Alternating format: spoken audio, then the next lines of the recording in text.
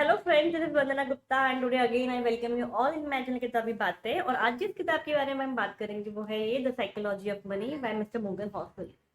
सितंबर 20 में ये book release हुई थी और जून 21 तक इसकी 5 लाख से भी ज्यादा किताबें बिक चुकी थी। ये एक बेस्ट सेलर बुक है और पर्सनल फाइनेंसिंग के काफी साउंड प्रिंसिपल इसमें दिए गए हैं। अगर आप इस बुक को पढ़ते हैं तो आप पर्सनल फाइनेंसिंग के बारे में बहुत कुछ सीख सकते हैं। मनी जैसे एक बहुत ही कॉम्प्लेक्स सब्जेक्ट को राइटर ने बहुत ही सिंपल और खूबसूरत तरीके से हमारे सामने रखा है। बुक की स्टार्टिंग में एक स्टोरी सुनाई है जहाँ पर एक टेक एग्जीक्यूटिव है जो बहुत ही एजुकेटेड है, स्मार्ट है, जीनियस है, बहुत वेल्दी है, उसके पास बहुत पैसे हैं, लेकिन उसका प्रॉब्लम बस ये है कि वो अपने पैसे को दिखाता बहुत है।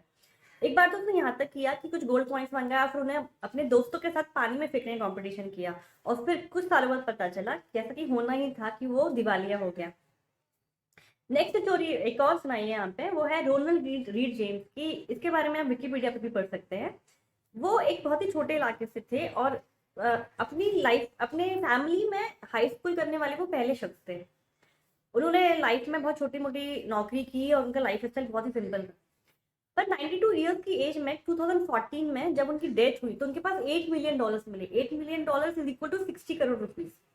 जो लोग उन्हें जानते थे उन्हें बड़ी हैरानी हुई कि अरे इनके पास इतना रुपया कैसे आया, क्या सीक्रेट क्या था, क्या इनहेरिट हुआ क्या था, या फिर इनकी कोई लॉटरी लगी थी। पता चला कि कुछ सीक्रेट नहीं था। जो भी वो थोड़ा बहुत कमाते थे उसको वो सेविंग्स में डालते थे और उनकी सेविंग थोड़ी थोड़ी सेविंग्स कंपाउंड होकर $8 मिलियन में कन्वर्ट हो गई, जिसमें से $6 मिलियन वो अपनी लोकल लाइब्रेरी और हॉस्पिटल को डोनेट करके गए थे। So the premise of this book is this only that doing good with your money has nothing to do with how smart or educated you are, but a lot to do with how do you behave. Means अगर आपको अपने पैसे सही से बना के रखने हैं तो ये बहुत जरूरी है कि आपकी आदतें कैसी हैं, और आदतें किसी की भी सुधारना या बनाना बहुत ही मुश्किल काम है। अब मैं आपको बताऊंगी कुछ important lesson from the book. The first one is that no one is crazy. किसी के भी फाइनेंशियल डिसीजन क्रेजी क्रेजी नहीं होते। हम जनरली लोगों को जज करते हैं कि वो इतना इन्वेस्टमेंट किया या इतना विड्रॉ कर लिया, कैसे किया, मीन्स गलत हुआ, ब्ला ब्ला। लेकिन एक्चुअली हमें ऐसा नहीं करना चाहिए, क्योंकि हमारे जब भी हम कोई फाइनेंशियल डिसीजन लेते हैं ना तो हमारे खुद के एक्सपीरियंस काम में आते हैं। हम अलग अलग जनरेशन में पैदा हुए, हमारी अलग अलग फैमिली वैल्यूज में पैदा हुए, हम अलग अलग इकोनॉमी में पैदा हुए, और हमने क्या देखा, हम सब ने ही लाइफ में अलग अलग चीजें देखी हैं। हमने लोगों को रिस्क लेके फेल होते हुए देखा और रिस्क लेके सक्सेसफुल होते हुए देखा।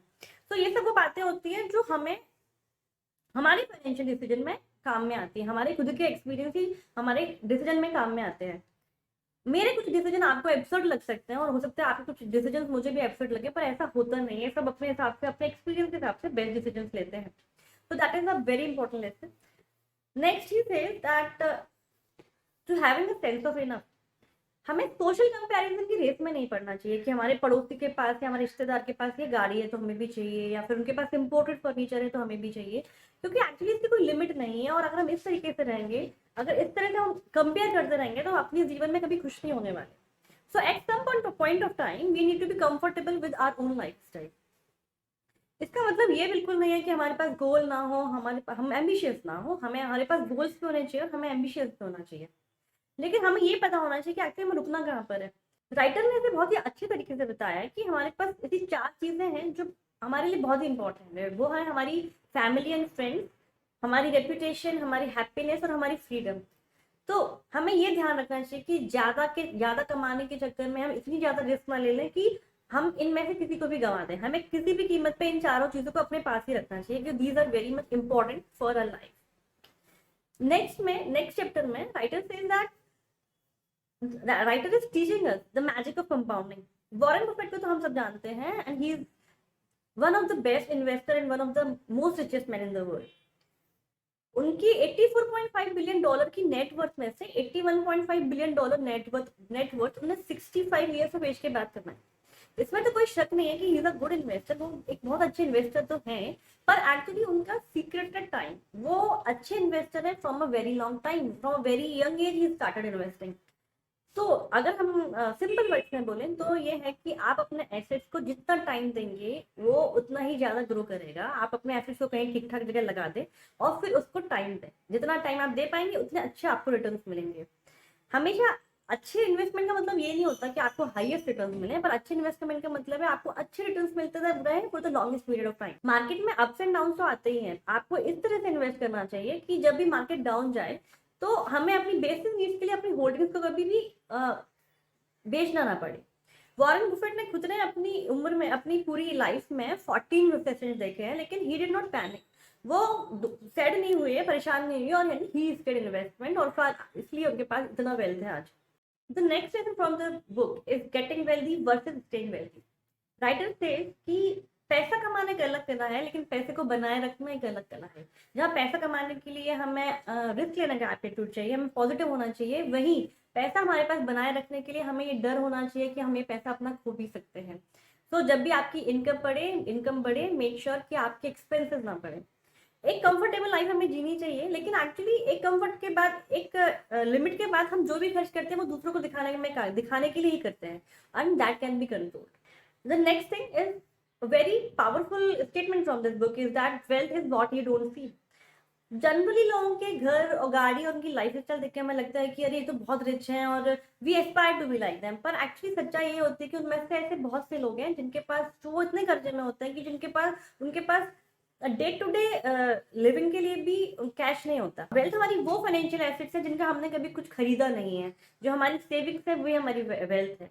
तो वेल्थी होने के लिए हमें अपनी बस सेविंग्स पे ही ध्यान देना चाहिए। अगर हम सेविंग्स बढ़ा पाते हैं तो वी कैन बी वेल्दी। अगर हम अपने रुपए खर्च करेंगे, चीजें खरीदेंगे, तो हमारे पास चीजें ही रह जाएंगी। एक सिंगर रिहाना का यहाँ पे एग्जाम्पल दिया है राइटर ने, जो अपनी खर्चीली लाइफ स्टाइल के कारण एक बार ऑलमोस्ट दिवालिया हो गई थी। तो उन्होंने अपने फाइनेंशियल एडवाइजर पे केस कर दिया था, और फाइनेंशियल एडवाइजर ने उनको बताया था, क्या मुझे आपको ये भी सिखाना पड़ेगा कि अगर आप चीजें खरीदेंगे तो आपके पास चीजें ही रहने पहले, या वेल्थ नहीं रहने पहले। तो अब एक क्वेश्चन ये आता है कि अगर हमें पैसे खर्चने ही नहीं है तो फिर बचाने का क्या फायदा। Writer has very beautifully conveyed the idea of saving, that why we should save money, because we don't know life what life holds for us for tomorrow. कल क्या होने वाला है हमारे साथ हमें नहीं पता है, तो किसी भी ऐसी अनप्रडिक्टेबल सर्कमस्टांसेस को डील करने के लिए बहुत जरूरी है कि हमारे पास सेविंग्स रहे। अगर आपके पास सेविंग्स होती हैं तो आपको खुद के डिसीजन लेने की फ्रीडम होती है। अगर आपके पास सेविंग्स है तो आप अपनी किसी भी बुरी जॉब को छोड़ के आपके पैशन को फॉलो कर सकते हैं, या फिर किसी अच्छी अपॉर्चुनिटी का इंतजार कर सकते हैं। एक रिसर्च के मुताबिक हम खुश तब ज्यादा होते हैं जब हमारे पास खुद की लाइफ के ऊपर कंट्रोल रहता है, और अगर हमारे पास सेविंग है, हमारे पास कुछ बचाए हुए पैसे हैं, तो ये हमें काफी हिम्मत देते हैं हमारी बुरी परिस्थितियों में।